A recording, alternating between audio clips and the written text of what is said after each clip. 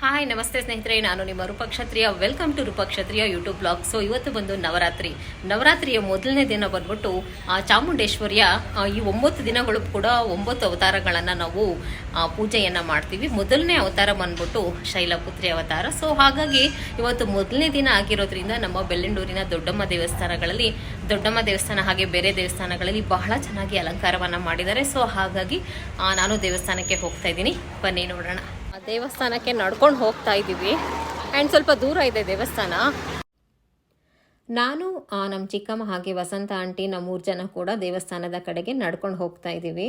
And ದೇವಸ್ಥಾನ ಸ್ವಲ್ಪ ಮನೆಯಿಂದ ಸ್ವಲ್ಪ ದೂರನೇ ಇದೆ. ಸೊ ಹಾಗಾಗಿ ನಡ್ಕೊಂಡೇ ಹೋಗಬೇಕಾಗುತ್ತೆ ದೇವಸ್ಥಾನಕ್ಕೆ. ಗಾಡಿ ಕೂಡ ಹೋಗ್ಬೋದು, ನನ್ನ ಗಾಡಿ ಓಡಿಸೋದಕ್ಕೆ ಬರಲ್ಲ. ಸೊ ಹಾಗಾಗಿ ದೇವಸ್ಥಾನದ ಕಡೆಗೆ ಹೊರಟಿದ್ದೀವಿ.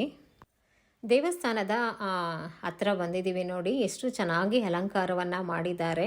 ಇದು ಆಚೆ ಇರುವಂತಹ ಗರುಡಗಂಬಕ್ಕೆ ಬಹಳ ಚೆನ್ನಾಗಿ ಈ ಬರೀ ಕಲರ್ ರೋಸಿಂದ ಅಲಂಕಾರವನ್ನು ಮಾಡಿದ್ದಾರೆ. ಪ್ರತಿ ನವರಾತ್ರಿಯ ದಿನ ಕೂಡ ನಮ್ಮ ದೊಡ್ಡಮ್ಮ ದೇವಸ್ಥಾನದಲ್ಲಿ ವಿಶೇಷವಾದಂತಹ ಅಲಂಕಾರವಿರುತ್ತೆ. ಮೊದಲನೇ ದಿನಕ್ಕೆ ಮಾತ್ರ ಅಲಂಕಾರ ತುಂಬ ವಿಜೃಂಭಣೆಯಾಗಿರುತ್ತೆ. ಹಾಗಾಗಿ ನನ್ನ ಜೊತೆಗೆ ನೀವು ಕೂಡ ನೋಡಲಿ ಅಂತ ಹೇಳಿಬಿಟ್ಟು ಈ ಒಂದು ವಿಡಿಯೋವನ್ನು ಮಾಡ್ತಾ ಇದ್ದೀನಿ. ಇದು ಆಚೆ ನೋಡಿ, ಆಚೆ ಕಾಣಿಸುವಂತಹ ದೃಶ್ಯ. ಆ ತೋರಣಗಳನ್ನೆಲ್ಲ ಎಷ್ಟು ಚೆನ್ನಾಗಿ ಹಾಕಿದ್ದಾರೆ ನೋಡಿ. ಆ ದೇವಸ್ಥಾನ ಸುತ್ತಲೂ ಕೂಡ ಈ ರೀತಿ ಹೂವಿನಿಂದ ಅಲಂಕಾರವನ್ನು ಮಾಡಿದ್ದಾರೆ. ಯಾರಾದರೂ ದೇವಸ್ಥಾನಕ್ಕೆ ಹೋಗೋಕ್ಕೆ ಆಗಲಿಲ್ಲ ಅಂತಂದರೆ ಈ 9 ದಿನಗಳ ಕಾಲವರೆಗೂ ಅಲಂಕಾರ ಹೀಗೆ ಇರುತ್ತೆ. ಹಾಗೆ ಪ್ರತಿನಿತ್ಯವೂ ಕೂಡ ಅಲಂಕಾರ ಬದಲಾಗ್ತಾ ಹೋಗುತ್ತೆ ಅಮ್ಮನಿಗೆ. ಸೊ ಯಾರು ಮಿಸ್ ಮಾಡ್ಕೊಂಡಿದ್ದೀರಾ, ನೀವು ಕೂಡ ಒಮ್ಮೆ ಆ ದೇವಸ್ಥಾನಕ್ಕೆ ಭೇಟಿಯನ್ನು ನೀಡಿ. ಇದು ನಾವು ದೇವಸ್ಥಾನದ ಒಳಗಡೆ ಬರುವಾಗ ಈ ರೀತಿಯ ಅಲಂಕಾರವಿದೆ. ಇದು ಆಚೆ ಇರುವಂತಹ ಮೂರ್ತಿಗಳು. ಇಲ್ಲಿ ನೋಡಿ, ಬರೀ ತೆಂಗಿನ ಗರಿಗಳಿಂದ ಅದೆಷ್ಟು ಚೆನ್ನಾಗಿ ಅಲಂಕಾರವನ್ನು ಮಾಡಿದ್ದಾರೆ. ಒಳಭಾಗಕ್ಕೆ ಹೋಗ್ತಾ ಇದ್ದ ಹಾಗೆ ಪೂರ್ತಿಯಾಗಿ ಬಣ್ಣದ ಹೂಗಳಿಂದ ಅಲಂಕಾರವನ್ನು ಮಾಡಿದ್ದಾರೆ. ಅದೆಷ್ಟು ಚೆನ್ನಾಗಿ ಕಾಣಿಸ್ತಿದೆ ನೋಡಿ, ಎಷ್ಟು ಚೆನ್ನಾಗಿ ಅಲಂಕಾರವನ್ನು ಮಾಡಿದ್ದಾರೆ. ಸೊ ನವರಾತ್ರಿಯ ಮೊದಲನೇ ದಿನ ಆಗಿರೋದ್ರಿಂದ ಸೊ ಹಾಗಾಗಿ ತುಂಬ ಚೆನ್ನಾಗಿ ದೊಡ್ಡಮ್ಮ ದೇವಸ್ಥಾನದಲ್ಲಿ ಅಲಂಕಾರವನ್ನು ಮಾಡಿದ್ದಾರೆ. ಆ್ಯಂಡ್ ಮೇಲೆ ಎಲ್ಲ ನೋಡಿ ಎಷ್ಟು ಹೂಗಳನ್ನು ಹಾಕಿದ್ದಾರೆ.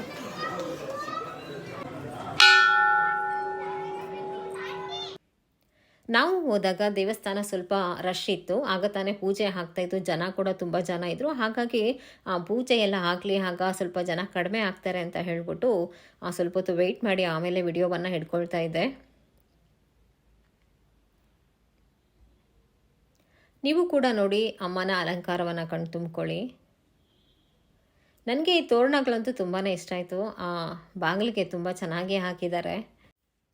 ನವರಾತ್ರಿ ಎಂದರೆ 9 ರಾತ್ರಿಗಳು ಅನ್ನೋ ಒಂದು ಅರ್ಥ ಕೊಡುತ್ತೆ. ಈ 9 ದಿನಗಳು ಕೂಡ ನಾವು ದುರ್ಗಾ ದೇವಿಯನ್ನ ಹಾಗೂ ಆಕೆಯ 9 ವಿಧದ ರೂಪಗಳನ್ನು ಪೂಜೆ ಮಾಡಲಾಗುತ್ತೆ.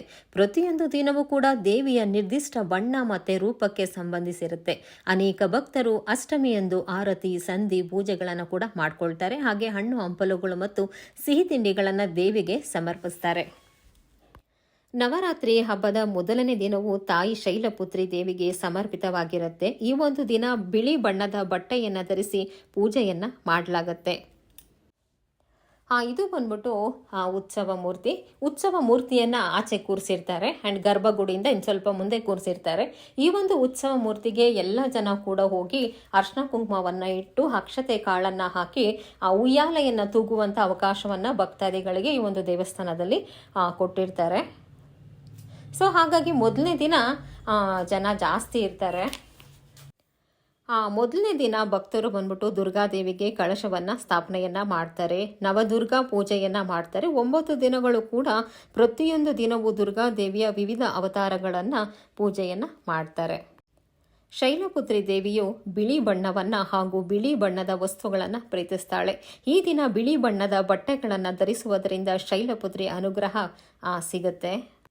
ಶೈಲಪುತ್ರಿಯು ಪರ್ವತರಾಜನ ಮಗಳಾಗಿರ್ತಾಳೆ. ಶೈಲ ಅಂದರೆ ಪರ್ವತ ಮತ್ತು ಪುತ್ರಿ ಎಂದರೆ ಮಗಳು ಅನ್ನೋ ಒಂದು ಅರ್ಥವನ್ನು ಕೊಡುತ್ತೆ. ಶೈಲಪುತ್ರಿಯನ್ನು ತಾಯಿ ಪಾರ್ವತಿ ಎಂದು ಕೂಡ ಕರೆಯಲಾಗುತ್ತೆ. ಶೈಲಪುತ್ರಿಯನ್ನು ಸತಿದೇವಿಯ ಪುನರ್ಜನ್ಮವೆಂದು ಕರೆಯಲಾಗುತ್ತೆ. ಸತಿದೇವಿಯು ತನ್ನ ತಂದೆ ಯಜ್ಞ ಮಾಡುತ್ತಿದ್ದ ವೇಳೆ ಅಗ್ನಿಕುಂಡಕ್ಕೆ ಜಿಗಿದು ಪ್ರಾಣವನ್ನ ಅರ್ಪಿಸ್ತಾಳೆ. ತನ್ನ ಪತಿ ಶಿವನನ್ನ ತಂದೆ ಅವಮಾನಿಸಿದ ಕಾರಣಕ್ಕಾಗಿ ಸತಿ ಹೀಗೆ ಮಾಡ್ತಾಳೆ. ಶಿವನನ್ನು ಮರಳಿ ಪಡೆಯಲು ಅವಳು ಪುನರ್ಜನ್ಮವನ್ನ ಪಡೆದುಕೊಳ್ತಾಳೆ. ಆದರೆ ಸತಿ ಸಾವಿನ ಬಳಿಕ ಶಿವನು ದೀರ್ಘವಾದ ಆ ಧ್ಯಾನದಲ್ಲಿ ಮುಳುಗೋಗಿರ್ತಾನೆ. ದೇವಿ ಶೈಲಪುತ್ರಿಯು ಕಾಡಿಗೆ ಹೋಗಿ ತುಂಬಾ ಕಠಿಣ ತಪಸ್ಸಿನಲ್ಲಿ 16 ವರ್ಷಗಳ ಕಾಲ ಕಳೀತಾಳೆ. ಇದರ ಬಳಿಕ ಆಕೆ ತನ್ನ ಪತಿ ಶಿವನನ್ನ ಮರಳಿ ಪಡಿತಾಳೆ. ನೋಡಿ, ಆ ಗರ್ಭಗುಡಿಯಲ್ಲಿ ಇರುವಂತಹ ದೊಡ್ಡಮ್ಮ ತಾಯಿ ಅಮ್ಮನಿಗೆ ತೋಮಾಲೆಗಳನ್ನ ಅದು ಎಷ್ಟು ದೊಡ್ಡದಾಗಿ ಹಾಕಿದ್ದಾರೆ. ಅದು ಎಷ್ಟು ಚೆನ್ನಾಗಿ ಕಾಣಿಸ್ತಿದ್ದಾಳೆ. ಅಮ್ಮ ದೊಡ್ಡಮ್ಮನ ದರ್ಶನವನ್ನ ಎಲ್ಲರೂ ಮಾಡ್ಕೊಳ್ಳಿ. ಅದು ಎಷ್ಟು ಚೆನ್ನಾಗಿ ಅಲಂಕಾರವನ್ನ ಮಾಡಿದ್ದಾರೆ.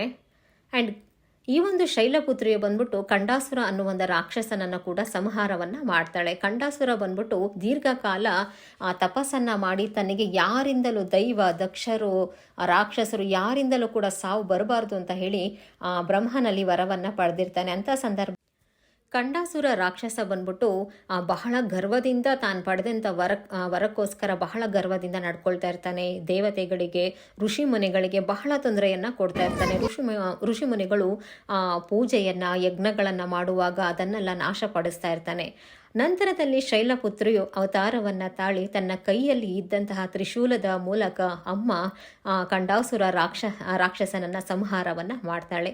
ಹಾಗಾಗಿ ಈ ನವರಾತ್ರಿಯ ಮೊದಲನೇ ದಿನ ಬಂದ್ಬಿಟ್ಟು ನಾವು ಶೈಲಪುತ್ರಿಯ ಅವತಾರವನ್ನು ನಾವು ಪೂಜೆಯನ್ನು ಮಾಡ್ತೀವಿ. ಈ ಒಂದು ವಿಡಿಯೋದಲ್ಲಿ ನಮ್ಮ ಬೆಳ್ಳಂಡೂರಿನ ದೊಡ್ಡಮ್ಮ ದೇವಸ್ಥಾನದ ಅಲಂಕಾರದ ಜೊತೆಗೆ ನವರಾತ್ರಿಯ ಮೊದಲನೇ ದಿನ ಯಾಕೆ ಶೈಲಪುತ್ರಿಯನ್ನು ದೇವಿಯನ್ನು ಆರಾಧನೆಯನ್ನು ಮಾಡಲಾಗುತ್ತೆ ಅನ್ನೋ ಒಂದು ಕಾರಣವನ್ನು ಕೂಡ ತಾವೆಲ್ಲರೂ ಕೂಡ ತಿಳ್ಕೊಂಡ್ರಿ. ನಿಮ್ಮೆಲ್ಲರಿಗೂ ಕೂಡ ಈ ಒಂದು ವಿಡಿಯೋ ಇಷ್ಟ ಆಗಿದೆ ಅಂತ ಹೇಳಿ ಭಾವಿಸ್ತೇನೆ.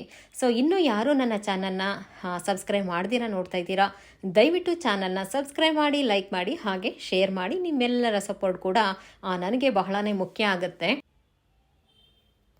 ಆ ದೇವಸ್ಥಾನದ ಆಚೆಯೂ ಕೂಡ ತುಂಬ ಚೆನ್ನಾಗಿ ಅಲಂಕಾರವನ್ನು ಮಾಡಿದ್ದಾರೆ.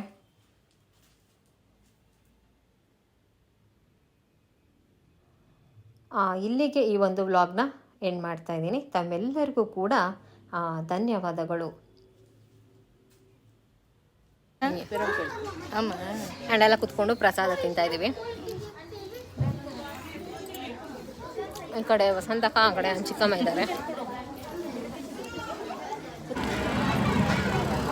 ಈ ದೇವಸ್ಥಾನವೆಲ್ಲ ಮುಗಿಸ್ಕೊಂಡು ಮನೆ ಕಡೆ ಹೊರಟಿದ್ದೀವಿ. ನೋಡಿ, ಇದೇ ದೇವಸ್ಥಾನ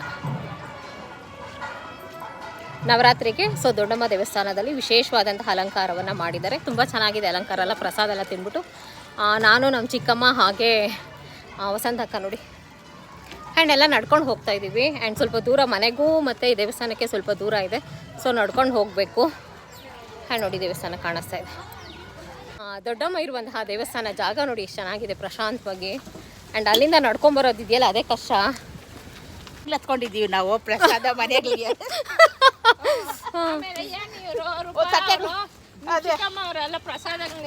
ಹೋಗ್ತಾ ಇದ್ದಾರೆ. ಇಲ್ಲ, ಅಪರೂಪಕ್ಕೆ ದೇವಸ್ಥಾನದಲ್ಲಿ ಪ್ರಸಾದ ಸಿಗುತ್ತೆ. ಸೊ ಪಾಪ ಎಲ್ಲ ತಗೊಂಡು ಇಲ್ಲ ನಾನು ಎತ್ಕೊಳ್ತಾ ಇದ್ದೆ, ಮನೆಗೆ ಎತ್ಕೊಂಡು ಹೋಗ್ತಾ ಇದ್ದೀವಿ. ಅವರೆಲ್ಲ ತಿನ್ಬಿಟ್ಟು ಪ್ರಸಾದನ ಮನೆಗೆ ಎತ್ಕೊಂಡು ಹೋಗ್ತಾ ಇದ್ದಾರೆ. ನೋಡಿ ಹೇಗಿದೆ. ನಾವು ಇದೇ ದಾರಿನಲ್ಲಿ ನಡ್ಕೊಂಬಂದ್ವಿ. ಸುಮಾರು 2 ಕಿಲೋಮೀಟ್ರ್ ಆಗೋಷ್ಟು ದೂರ ಇದೆ ಸೊ ಮನೆಯಿಂದ. ಸೊ ಅಲ್ಲಿಂದ ನಡ್ಕೊಂಡು ದೊಡ್ಡಮ್ಮ ದೇವಸ್ಥಾನಕ್ಕೆ ಬರಬೇಕು.